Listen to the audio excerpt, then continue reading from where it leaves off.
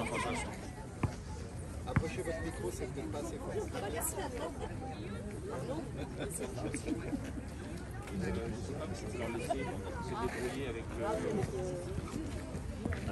Bonjour. Ils ont le ruban. On attend, il y a encore un sénateur qui arrive.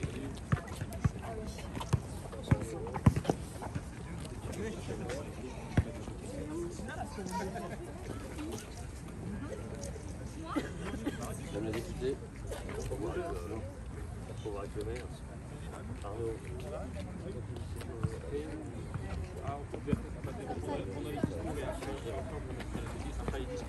Une fois qu'on aura coupé les rubans.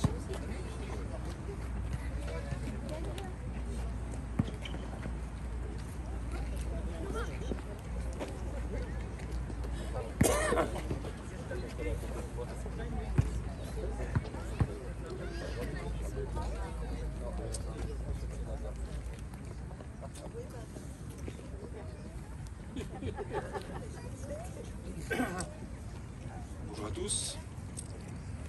Madame la députée, Madame la sénatrice chère Marianne, Monsieur le sénateur cher Vincent, Monsieur le président du département cher Jean-François, Madame la vice-présidente du département cher Bouchra, Monsieur le vice-président du département cher Christian, Mesdames et Messieurs les maires et amis, Olivier, chers élus du conseil municipal, chers élus du conseil municipal de la jeunesse, Mesdames et Messieurs les présidents, membres des bureaux et adhérents d'associations pomponaises, Mesdames et Messieurs représentant les parents d'élèves, Madame la directrice, Mesdames les professeurs, Mesdames et Messieurs les chefs d'entreprise, chères pomponaises, chers pomponais.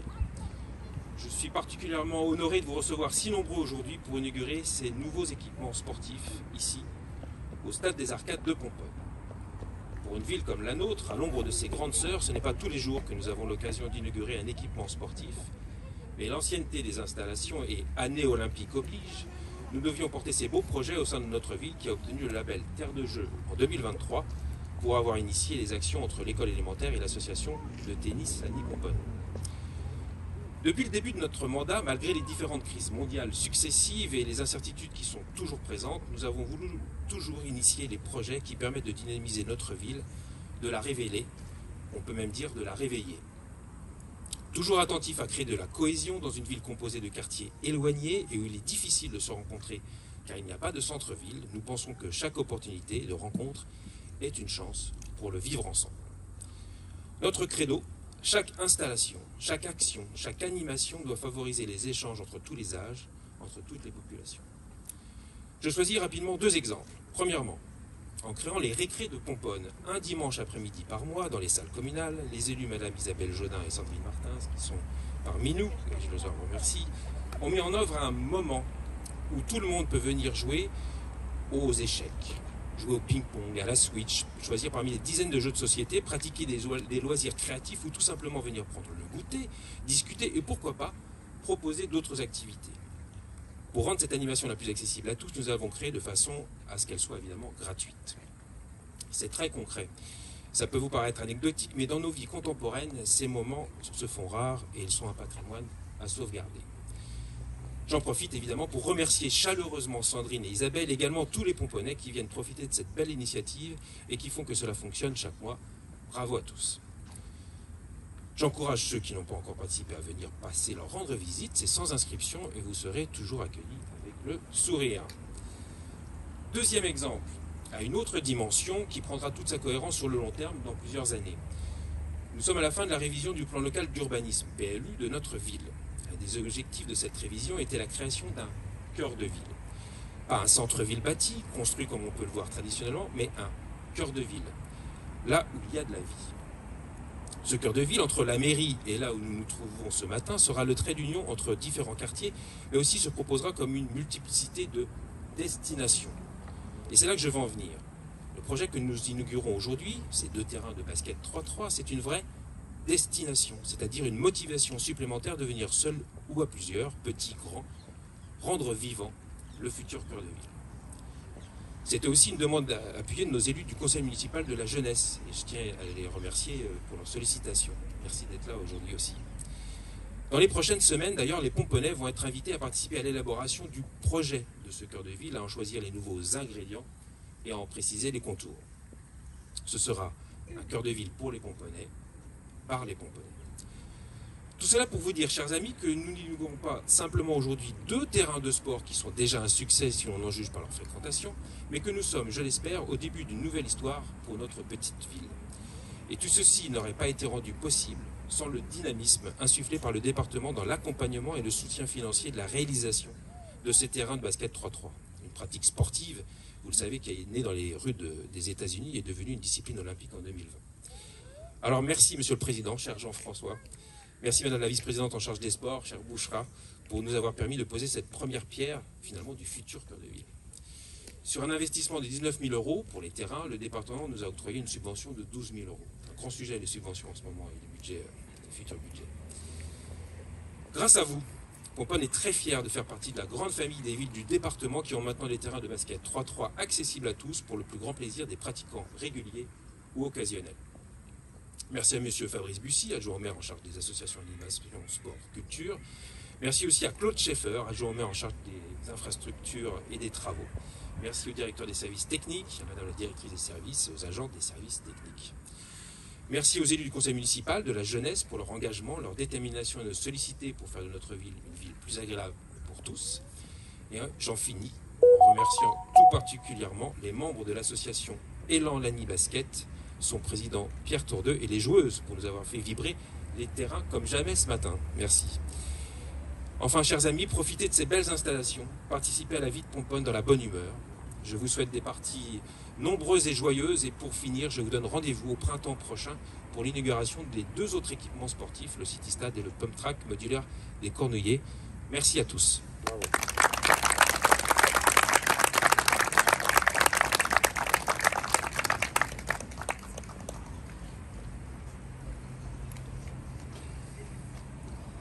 Madame la députée, Madame la sénatrice, cher Martin, Monsieur le sénateur, cher Vincent, on ne se quitte plus. Madame la vice-présidente, en charge des sports, entre autres, la chère Bouchra, Monsieur le vice-président, aussi local, conseiller départemental ici, mais aussi vice-président en charge du patrimoine du département, mon cher Christian. Monsieur le maire, mon cher Arnaud, mesdames et messieurs les élus de Pomponne, sans oublier monsieur le maire de Chanteloup, mon cher Olivier. Mesdames et messieurs, vous ne pouvez pas savoir le plaisir qui est le mien d'être à Pomponne aujourd'hui. Je vais partir après pour Lemay, pour d'autres aventures, mais je voulais absolument venir à Pomponne ce matin pour plusieurs raisons. La première, c'est en règle générale, quand on m'invite, je réponds à l'invitation et quand elle vient d'Arnaud, je réponds plus facilement encore. Car vous avez un maire et une équipe municipale très dynamique et je peux le voir dans les différentes rencontres que nous pouvons avoir qu'effectivement, Pomponne, qui parfois c'est compliqué, Arnaud l'a dit de façon élégante, de pouvoir se développer près d'une commune comme Lagny qui bouge, et bien d'autres. Et tu y arrives. Et vous pouvez être fiers, les uns et les autres. La deuxième chose, c'est le basket. Et permettez-moi d'avoir un salut tout particulier pour les U15 de Lagny, féminines. Je dis notamment qu'elles avaient quand même quelques années de basket déjà. Au regard du geste qu'elles avaient, du dynamisme, je sentais que ce n'étaient pas des débutantes. Car ces terrains 3-3 que nous avons voulu, et pour une fois, cher Vincent, cher Marianne, l'unanimité s'est faite sur la création de terrains 3-3 à travers tout le département. On a une ambition très forte, qui était dans un premier temps d'en faire 100 à travers le département. C'est bien parti avec cette volonté de n'oublier aucun territoire. Et c'était ça. Quand j'ai discuté avec le président de la Fédération française, Jean-Pierre Suita, c'était justement cette possibilité que le monde rural puisse aussi avoir ses équipements sportifs. Et c'est la raison pour laquelle les subventions que nous apportons, elles sont là justement pour permettre à nos territoires aient les mêmes facilités. Bien sûr qu'il y avait les city-stades. Et souvent les city-stades était préempté par les jeunes garçons qui jouent au foot. Alors si on était une jeune fille qui était tombée amoureuse d'un joueur de foot, on pouvait encore être auprès du City Stade, mais souvent les jeunes filles étaient écartées. Et c'était une double raison pour faire ces 3-3 à travers le département. C'est pour permettre aux jeunes filles, aux jeunes garçons, même de façon à mixité, quelle que soit la taille de la commune, de pouvoir avoir une activité physique. Déjà pour la santé, le sport c'est avant tout la santé, mais c'est aussi la cohésion. Je me plais à dire que qui n'a pas senti l'odeur des vestiaires n'a pas tout compris dans la vie que nous avons. Et c'est la raison pour laquelle, tant que nous pourrons, et Arnaud l'a dit de façon élégante, tant que le département pourra accompagner, tant que nous pourrons effectivement ne pas avoir le choix difficile de se dire qu'est-ce que je fais. Je fais des terrains de basket 3-3, je fais des routes, je choisis entre les jeunes et les anciens, je choisis mes politiques en fonction de mes priorités ou je vais être obligé d'abandonner la culture, le sport, je vais être obligé d'abandonner l'accompagnement de nos communes, de nos communautés d'agglomération, de nos communautés de communes. Eh bien, c'est tout ça le défi qui nous attend dans les jours qui viennent. Je me retourne vers mes amis parlementaires pour leur dire, mais je le sais pour certains qu'ils en sont intimement persuadés, n'oubliez pas les territoires. Les premiers acteurs, entre guillemets, de nos territoires, de notre département, ce sont les maires et leur conseil municipal. Ce sont ces hommes et ces femmes qui, attachés, passionnés par notre territoire, veulent les faire bouger. L'air de rien, ce que nous voyons aujourd'hui, ce plateau sportif, ça a été une volonté d'hommes et de femmes de se dire, ben voilà, il y a un lieu de rencontre, il y a un lieu de vie, il y a un lieu de respect. Et bien tout ça, j'ose espérer qu'on pourra les préserver dans les semaines qui viennent. Vous pourrez compter sur moi, mais je sais pouvoir compter sur vous aussi pour qu'effectivement, cette loi de finances ait un regard sur les collectivités territoriales qui ne soit pas empreint de méfiance, mais simplement empreint de collaboration et de reconnaissance pour le travail fait par nos élus. Et je suis très fier de voir que nous avons des jeunes élus à Pomponne. Je sais que la dernière élection de hier s'est bien passée. Donc c'est 3 nouveaux que nous avons eu, 6 nouveaux. La seule chose avec les conseils municipaux de jeunes, c'est qu'il faut que derrière, on ait pu répondre à leurs attentes. Là aussi, ça fait partie, entre guillemets, de la responsabilité des anciens, des élus en place, pour qu'il n'y ait pas un sentiment de frustration pour nos jeunes, et qu'ils comprennent que parfois il y a des choix difficiles à faire, et que l'intérêt général doit toujours l'emporter sur l'intérêt particulier. Merci.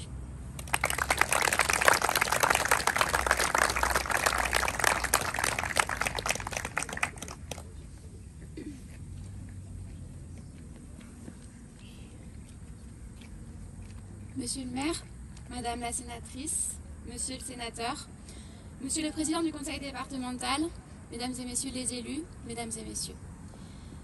L'annonce de l'inauguration de nouvelles installations sportives, c'est toujours une bonne nouvelle.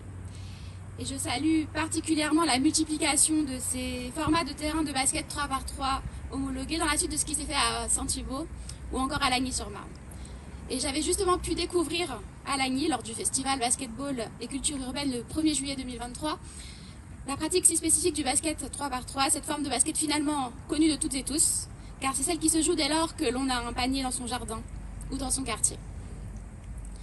Dans son discours du 10 juin 1936, Léo Lagrange disait « Nous voulons que l'ouvrier, le paysan et le chômeur trouvent dans le loisir la joie de vivre et le sens de leur dignité. » Alors bien sûr, il faut entendre cette déclaration comme une invitation plus générale à permettre la pratique du sport par le plus grand nombre, car le sport populaire, c'est avant tout un vecteur essentiel d'émancipation et de dignité personnelle. Loin de vouloir sanctifier la compétition et fétichiser le résultat, le sport devrait avant tout relever d'une mission de service public. L'accès au service public dans d'égales conditions est un des fondements de l'État républicain il doit aussi pouvoir concerner la pratique sportive. Le basket 3x3 est depuis 2021 à Tokyo une discipline olympique ouverte aussi bien aux hommes qu'aux femmes, et fort heureusement d'ailleurs.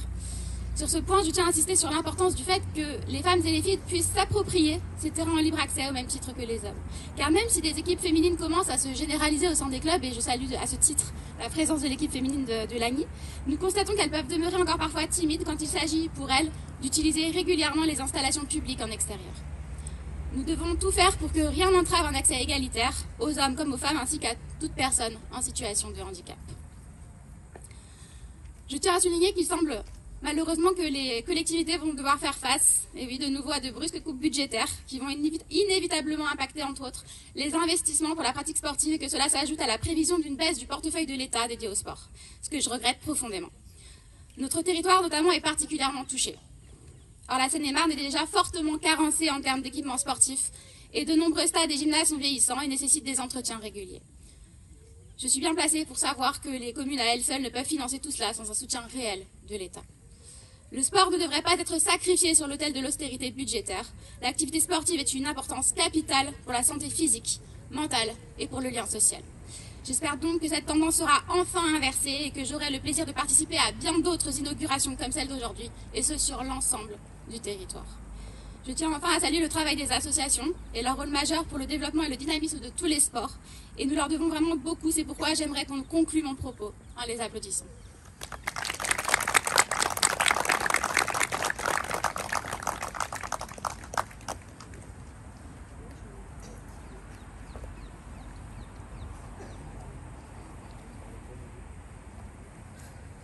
Monsieur le maire, mesdames, messieurs les élus, je ne vais pas reprendre tous nos titres et qualités, mesdames et messieurs les élus de Pomponne, mesdames, messieurs, chers enfants, je retiendrai deux mots de ce qu'a dit monsieur le maire. Déjà, une ville vivante, et je pense que c'est une belle ambition pour cette commune, pour ce maire et l'équipe municipale de vouloir créer des lieux où on se rencontre, où on partage un moment, où on se dit bonjour, où on crée comme ça des liens autour du sport ou des liens voilà, de partage de moments dans ce site qui permet à la fois une activité sportive très différente et en même temps aussi un lieu de repos, un lieu agréable. Et je pense que c'est particulièrement important dans nos communes de créer ces endroits collectifs, ces endroits partagés. On a des vies un peu hachées, on court partout, on s'enferme parfois un peu trop vite chez nous. Et c'est important d'offrir, puisqu'une ville, vivre ensemble, c'est partager des moments communs et dans des lieux communs. Et je trouve que c'est l'ambition de ces élus locaux qui œuvrent à construire une ville pour que les gens s'y rencontrent. C'est fondamental et particulièrement en ce moment. Et je pense que c'est une ambition qu'il faut tenir et que le département l'accompagne par le financement est une très bonne chose. Je retiendrai aussi le terme, dans ce que vous avez dit, monsieur le maire, le terme de patrimoine. Moi, je suis convaincue que nos équipements publics, comme notre service public, c'est le patrimoine de tous. Et c'est un patrimoine qui fait la caractéristique de notre pays, cette qualité du service public. Elle est fondamentale, elle assure la cohésion sociale, une égalité républicaine, elle fait société, on partage ensemble des équipements publics, on va au service public. Et pour revenir sur ce qu'a dit monsieur le président du département, en effet, il faut que ce projet de loi de finances qui va entrer en débat au Sénat soit l'occasion de rappeler que ce n'est pas un coût la dépense publique, c'est une richesse. Et que le gouvernement, celui actuel comme les précédents, doivent le reconnaître. Le service public, les équipements publics, l'action des communes, des collectivités de manière générale pour faire vivre ces équipements publics et ce service public est fondamental, c'est ce qui fait société. Et en tout cas, vous savez pouvoir compter sur nous, monsieur le président, pour nous battre pied à pied pour que le gouvernement enfin le reconnaisse cette richesse qui fait notre pays et notre identité. Merci.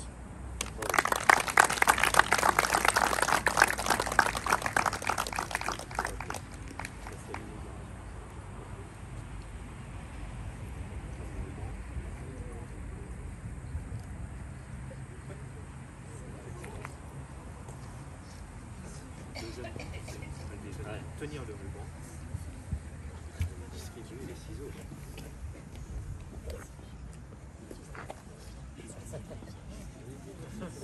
vrai que c'est leur exemple.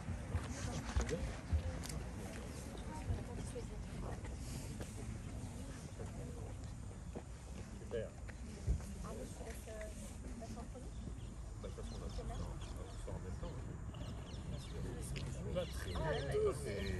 Batterie de ciseaux. C'est pas mal.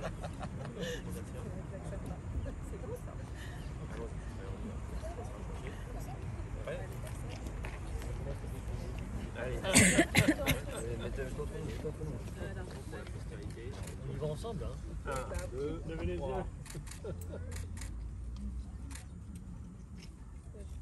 Voilà.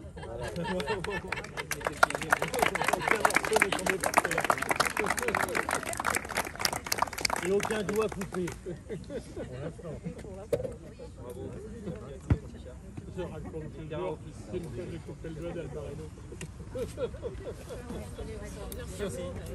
Ceux qui pensent que j'en tire une gloire particulière ne se trompent qu'à moitié. Bon, je vais pas couper tout le doigt. Je le sens quand même.